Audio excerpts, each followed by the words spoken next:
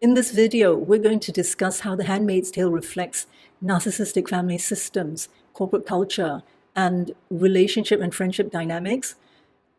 In the words of Margaret Atwood, The Handmaid's Tale is about the persistence of humanity in the face of dehumanization. So if you've ever felt unseen, unheard, objectified, this video is for you.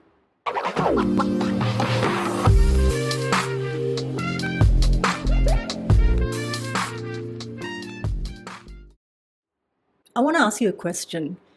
Which movie or TV show have you watched that had such a profound impact on you that it actually started your spiritual journey?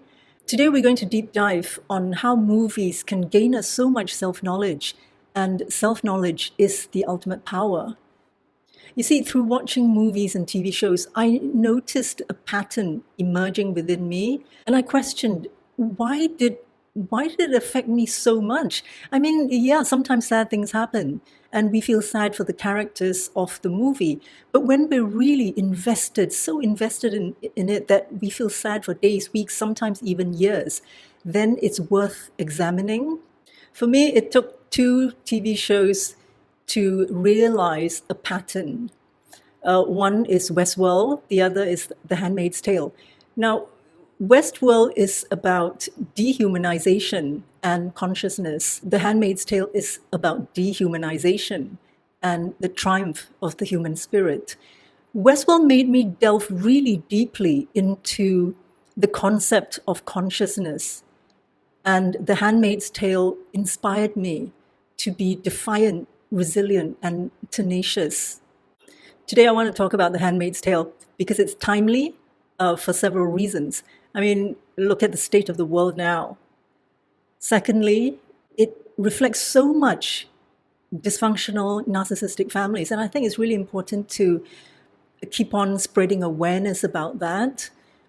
And thirdly, well, I'm just so excited for Tuesday night. If you haven't watched it, it's based on a novel by Margaret Atwood about a dystopian regime, authoritarian, controlling, manipulative. Sounds familiar. At first, it looks shocking. When we first watch it, it's shocking. But then when we see the similarities, it starts to get personal, and it becomes very close to home. But this story is not just about survival. It's about transformation. You see, if you come from a narcissistic family, you would have been assigned a role from the very beginning. But there comes a time when we realize that we have a choice. Do we want to remain the golden child, the enabler, the flying monkey, or turn into a full-blown narcissist ourselves? Or do we want to triumph over evil, as scapegoats do? Gilead, this dystopian world in the story, functions very much like a malignant narcissistic family, where the commanders are the narcissists, the aunts are the enablers and flying monkeys, and the handmaids are the scapegoats. The tactics that they use are manipulation, control, trauma bonding, triangulation, distorting reality and rewriting history. But I think perhaps the most cruel of all, I mean, it's all cruel, but I think that the most cruel of all is how they reinvent what love is. You know, I'm doing this because I love you. You know, this is good for you. This is for your own good. You should be grateful that, you know, I'm doing so much for you. I'm sacrificing so much for you. This is very harmful because the PTSD that it creates in a person is that they equate love to suffering. Now, it sounds simplistic, but if you equated love with suffering as a child, you wouldn't know any different. You would think that you have to make so much sacrifices in the name of love. You know, the suffering is worth it because you love this person or because they love you. But love is the easiest thing in the world. Love is not about suffering. There is no suffering involved in love. There is no hard work involved in love. Yes, relationships are hard. Marriage is hard work. Living with people is hard work, but love itself is not hard. It's the easiest thing in the world. So this creates a lot of inner conflict in the victim. This creates self-doubt. It creates a lot of confusion. And it creates so much suspicion in people who are genuinely nice to them. Genuinely good people appear suspicious to them because they never experienced it in their own home. So anyway, let's go through briefly the similarities of Gilead in The Handmaid's Tale and narcissistic families, corporate culture, relationship and friendship dynamics. So gaslighting and distortion of reality. The regime rewrites history. Narcissistic family systems do the same. Oh, that never happened. I don't remember that. You must have remembered wrongly, or I don't know what you're talking about. This places the blame on the scapegoat. It challenges the scapegoat's reality and creates so much confusion. This makes you doubt yourself and confused as hell. Confusion is the easiest way to conquer someone. One similarity that was a big one for me was objectification. They don't see you as a human being. They don't even see you as an animal. They see you as just an object, like a kitchen appliance, toaster, vacuum cleaner. And when you break down, they don't ask the vacuum cleaner, "What's wrong? Do you want to talk about it? Come, let's sit and talk about it." They just ditch the vacuum cleaner. No, they try to get it fixed. If they can't get it fixed, then they'll just ditch it. They don't have any love for the vacuum cleaner.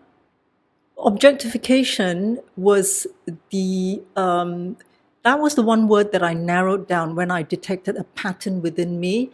Westworld and The Handmaid's Tale, when I narrowed down why I was so profoundly impacted by these two shows, I narrowed it down to one word, and that was objectification, where in Westworld the robots are objects for them to use and do as they please. So in The Handmaid's Tale, they are objects, they are vessels for giving birth to children. They are disposable, like paper plates and cups. The moment you're not serving your purpose, you're discarded. Another similarity is economic abuse. In Gilead, women are not allowed to have bank accounts. They're not allowed to work outside of their owner's house, whereby they're just slaves. The narcissistic family system or any toxic relationship is the same depending on who holds the purse strings. The person who holds the purse strings has all the control. The third comparison I want to make is divide and conquer. Now, the handmaids are not allowed to be friends. Yeah, every morning they go out grocery shopping in pairs. You see their eyes everywhere. The moment they become a little bit close, a little bit friendly to each other, they split up and replaced by another handmaid. This tactic is also employed by the cult leader of the narcissistic family to ensure that all the members of the family are split. They're each told a different story, and this ensures that there's no unified resistance. Everyone is suspicious of each other. There's animosity between them because of the stories told to them, told to each person. The narcissist has a very unique relationship with each family member or each person. And each person has a different perception of the narcissist. Most of them would say, "Oh, he or she is such a lovely person. They're so charming. They're so nice." But that's just a front. These people, these outsiders, will never see how the narcissist treats scapegoats, golden children, flying monkeys, enablers. They're all given motivation to bully the scapegoat. The scapegoat is the only one who actually sees the truth, who actually sees what actually happens. Scapegoat is the only one who's not delusional, but the scapegoat also has the toughest role, which I'll explain later why it is a blessing. Now, the other comparison I want to make is trauma bonding. The perpetrators are not always cruel. There is intermittent kindness, like including you in whatever they're doing. A nice word here and there, making you a cup of tea, some biscuits, giving you some special chocolates. and then the abuse comes back. This is not only confusing, it creates a lot of internal turmoil and chaos because you don't know what's coming next. And this is exactly the same thing that happens in narcissistic families where there is love bombing. And when they're love bombing you in the love bombing phase, you become hopeful that if they can be so kind, that means they know how to be kind, which means they can change. And when the abuse comes back, victims very often blame themselves. I must have done something wrong. I must have said something wrong. And they go through this self-blame. It takes a very strong person, a mentally strong person to rise above this evil. I mean, hell, these are tactics they used in the war. All these manipulative tactics that break you down. So this is another type of PTSD where the victim is in constant self-blame because they saw that things could be good. And hope was what kept them going, what kept them staying in the system.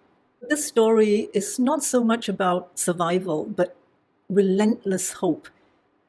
I know I just said that it was hope that kept a victim stuck in that system. You see, there are two types of hope. One is the kind of hope that they would change, and the other is the kind of hope that we will rise above it. That kind of relentless hope is about inner strength. That kind of hope would destroy anyone except for, the strongest of the strong. The scapegoat's triumph is not only in overthrowing a corrupt system, but in proving that no system can erase our will to be free. In the words of Margaret Atwood, The Handmaid's Tale is about the persistence of humanity in the face of dehumanization. Let me know your thoughts about this. And if you have another story, if you have another movie or TV show that you'd like to share with us, one that has impacted you so profoundly that it literally changed your life, please share it in the comment section. For those of you who, like me, can't wait for season finale, happy waiting, happy Tuesday night. Praise be.